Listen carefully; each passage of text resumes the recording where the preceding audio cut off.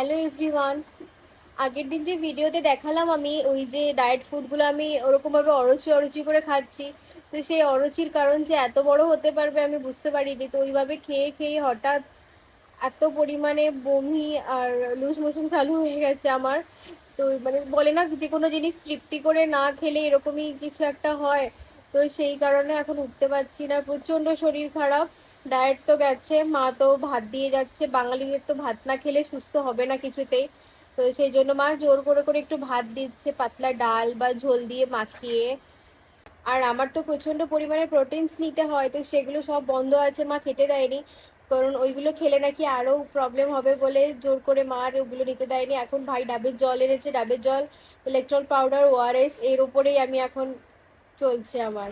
ভাই এখানে ডাব নিয়ে চলে এসেছে, আর ডাবের দাম শুনে তো আমার ডাব খাওয়ার ইচ্ছা একেবারেই চলে গেল। ছোটোবেলায় 5-10 টাকার ডাব খেতাম, আর এখন ওই একটা ডাবের দাম নিয়েছে 110 টাকা। আমি মাকে বললাম যে আমার ডাব লাগবে না, আমার পেটে যন্ত্রণা ঠিক হয়ে গেছে। তো সেই শুনে মা তো এত চেঁচামেচি করছে যে এত জামা কাপড় কিনি, আর এদিকে হেলথের এই কন্ডিশন, আর তার জন্য ডাব কিন্তু 110 টাকা দিয়ে একটা ডাব খাওয়া, বুঝতে পারছেন? ছোটোবেলায় 10 টাকা দিয়ে ডাব খেতাম, আর সেখানে 110 টাকা, মানে 100 রুপিস সেটা যোগ হয়েছে।